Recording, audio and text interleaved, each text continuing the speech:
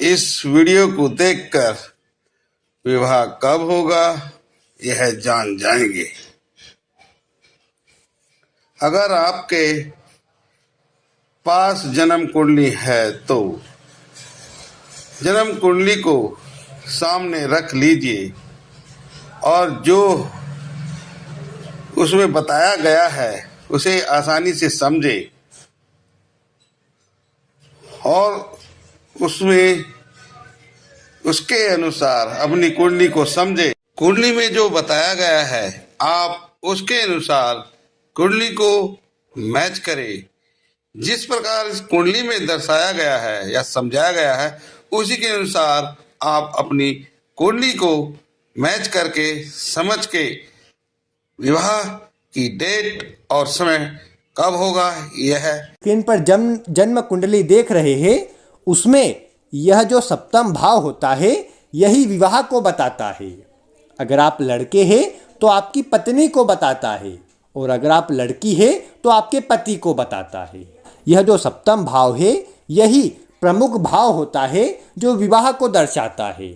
इसलिए आप भी एक काम यह कर लीजिए कि अपनी जन्म कुंडली के साथ में ही एक कॉपी और एक पेन भी अपने पास रख लीजिए और जो जो बातें मैं आपको अभी नोट करने को बोल रहा हूँ वो आप उस कॉपी और पेन में नोट करते जाइए, क्योंकि कुछ ऐसे ग्रह और भाव होते हैं जो विवाह को सहयोग प्रदान करते हैं और जो ग्रह अभी मैं आपको लिखवाने वाला हूँ जो आपकी जन्म कुंडली से निकलेंगे उनकी दशा और अंतरदशा में ही विवाह होता हुआ देखा गया है।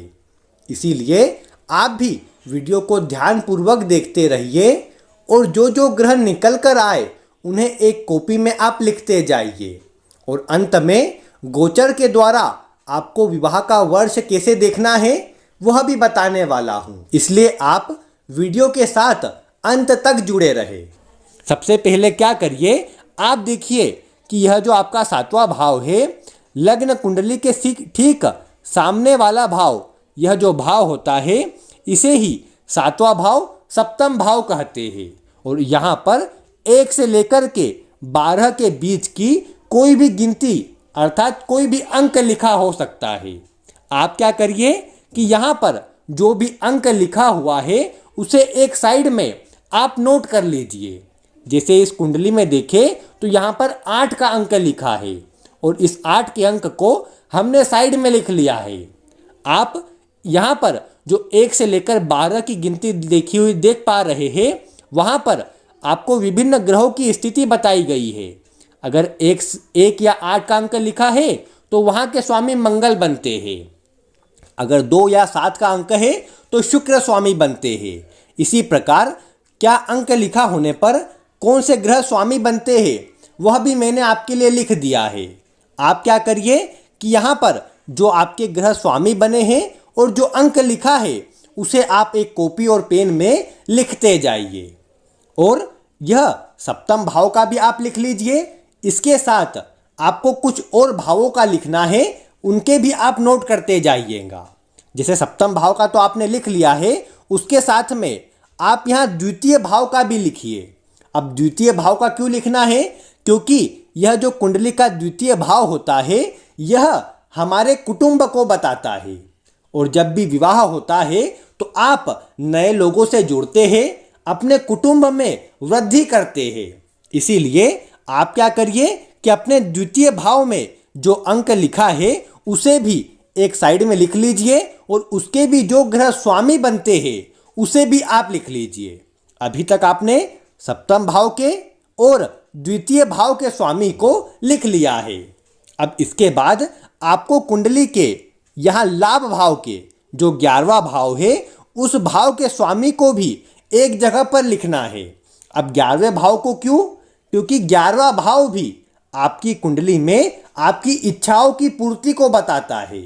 आपके जीवन में जो भी कार्य हो रहा है उससे आपकी इच्छाओं की पूर्ति हो रही है। तो ऐसे में आप यह देखिए आपके 11वें भाव में कौन सा अंक लिखा है और यहाँ साइड से मिलाइए कि उसके जो ग्रह स्वामी बनते हैं वह कौन बनते हैं। यहाँ पर जैसे 12 का अंक लिखा हुआ है और इसके स्वामी गुरु बनते हैं। तो हमने क्या किया, यहाँ पर तीसरे ग्रह के रूप में 12 का अंक और उसके सामने गुरु लिख लिया। अभी तक हमारे पास 3 ग्रह आ चुके हैं। अब यहाँ पर हम अंतिम ग्रह की ओर बढ़ रहे हैं। अभी तक हमने जिन 3 भावों की चर्चा की है ये विवाह को सपोर्ट करते हैं और यही ग्रह हमारे विवाह को आगे बढ़ाने वाले होते हैं, विवाह करवाने वाले होते हैं। तो इसीलिए इन 3 ग्रहों की भूमिका जो है वह विवाह के लिए बहुत ही महत्वपूर्ण है। चौथे ग्रह के रूप में आप लग्न में जो अंक लिखा है और जो उसके स्वामी बनते हैं उसे भी लिख लीजिए। अब लग्न क्यों? क्योंकि सप्तम भाव विवाह का होता है और सप्तम भाव से 7 घर आगे अर्थात भावत भावम के सिद्धांत से जब हम 7 घर आगे जाते हैं तो हमें लग्न प्राप्त होता है और लग्न भी हमारे विवाह को और वैवाहिक जीवन को बताता है। इसीलिए आप लग्न में भी जो अंक लिखा है उसे और उसके जो स्वामी बनते हैं उसे भी एक जगह पर नोट कर लीजिए। अभी आप साइड में लिखा हुआ देख पा रहे हैं, हमने कुल 4 ग्रहों को नोट कर लिया है जिसमें हमें मंगल, बुध, गुरु और शुक्र प्राप्त हुए हैं। अब आपके केस में यह भी हो सकता है कि आपको कोई ग्रह 2 बार प्राप्त हो जाए, लेकिन आप उसे एक ही बार लिखे, 2 बार लिखने की आवश्यकता नहीं है। यह तो जो 4 ग्रह आपकी कुंडली के अनुसार आए हैं वह हो गए। अब 3 ऐसे ग्रह होते हैं जो विवाह कराने में सहयोगी होते हैं। वह 3 ग्रह कौन कौन से होते हैं? पहला जो ग्रह होता है जो विवाह करवाता है वो गुरु होता है। आप लड़के हो या लड़की, आप सभी की कुंडली में जो गुरु होता है, जो बृहस्पति होता है, वह विवाह कराने का कारक है।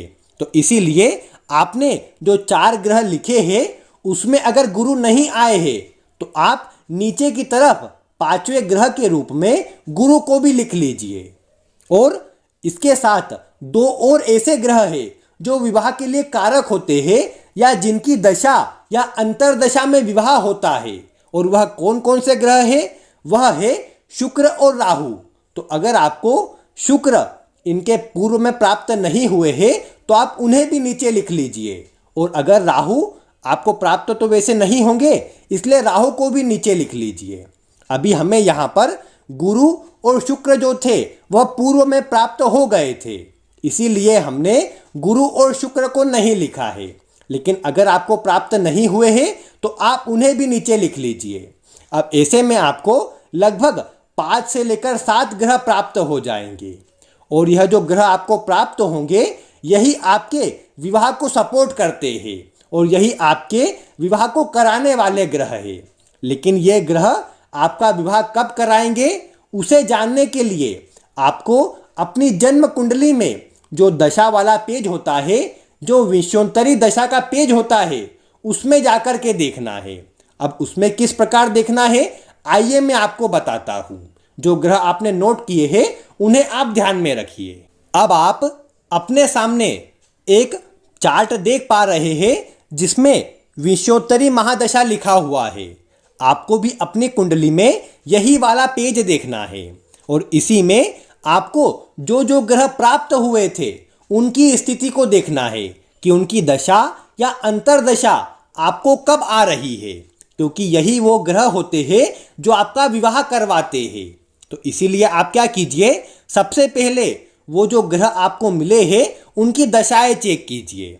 अभी जैसे वर्तमान में देखें तो यह जिनकी कुंडली है उन्हें राहु की महादशा चल रही है।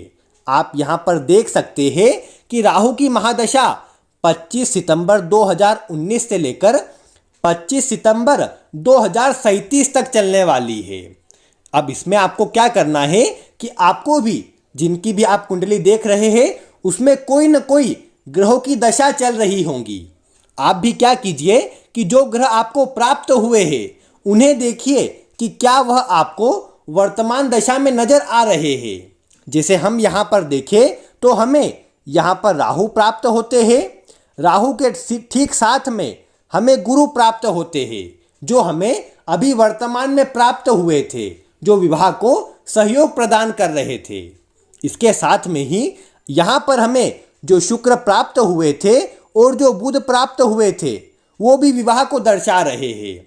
ऐसे में हमें जो 4 ग्रह प्राप्त हुए थे जो विवाह को बता रहे थे उनकी दशाएं कब से कब तक चलने वाली है वो हम यहाँ पर देख पा रहे हैं। आप भी यही कीजिए कि जो जो ग्रह आपके सामने आए थे निकलकर उनकी दशा कब से कब तक आपको चलने वाली है वो भी आप उसी कॉपी और पेज में लिख कर के रख लीजिए।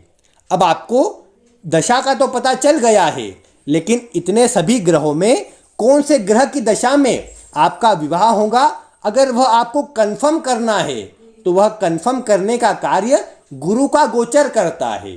अभी तक दशाएं तो आपने देख ली, लेकिन गुरु का गोचर जो होता है वह भी विवाह के लिए बहुत ही प्रमुख होता है और जब वह ठीक आ जाता है तब जाकर विवाह निश्चित ही हो जाता है। तो अब आप क्या कीजिए, अभी आपने दशाओं के द्वारा समय निकाल लिया है कि आपके लिए कब वह दशा आ रही है जो विवाह को सहयोग प्रदान कर रही है। अब उसके बाद आप यह कीजिए कि गुरु का गोचर देखिए। आपको भी विभिन्न वीडियो के द्वारा बताया जाता है कि गुरु कहाँ पर चल रहे हैं। अब जैसे ये जिनकी कुंडली है आपने दशा में देखा, उनको वर्तमान में ऐसी दशा चल रही है जो विवाह को सहयोग कर रही है। अब ऐसे में अगर हम गुरु के गोचर की बात करें तो वर्तमान में गुरु यहाँ कुंभ राशि में चल रहे हैं और अप्रैल माह में, इसी वर्ष अप्रैल माह में गुरु यहाँ कुंडली के 11वें भाव में आ जाएंगे। तो अगर आपकी जन्म कुंडली से गुरु 11वें भाव में, लग्न में, सप्तम भाव में और तीसरे भाव में, यह जो 4 भाव मैंने बताए हैं, लग्न, तृतीय, सप्तम और एकादश, इन 4 भावों से अगर गुरु का गोचर होता है तो ऐसी अवस्था में आपके विवाह के शुभ योग बनते हैं। अब उस दशा अंतरदशा में आप देखिए कि कब गुरु का गोचर इन भावों में हो रहा है और जब गुरु का गोचर इन भावों में होगा और दशा भी सहयोगी चलेंगी उस समय पर आपका विवाह निश्चित ही हो जाएगा। जैसे इस जातिका के लिए देखिए, ये जिनकी कुंडली है वो एक जातिका है, एक महिला है, तो उनके हिसाब से अगर देखें तो कुंडली के यहाँ जब लाभ भाव में अप्रैल माह के बाद गुरु का गोचर होगा तब इनको दशा भी अच्छी चल रही है और गुरु का गोचर भी सहयोग प्रदान कर रहा है। ऐसे में आगे आने वाले समय में इनका विवाह निश्चित ही होता हुआ नजर आएगा।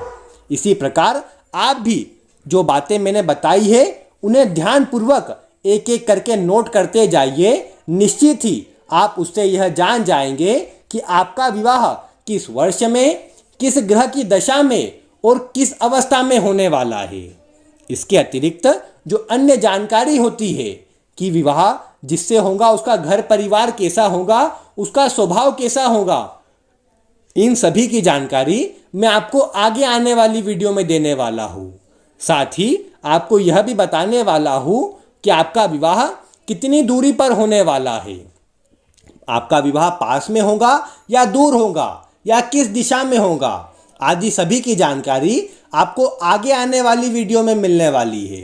तो इसीलिए अगर आप चैनल पर नए हो तो इसे आज ही सब्सक्राइब कर लीजिए ताकि आपको ऐसी ही रोचक वीडियो शीघ्र अतिशीघ्र मिल सके।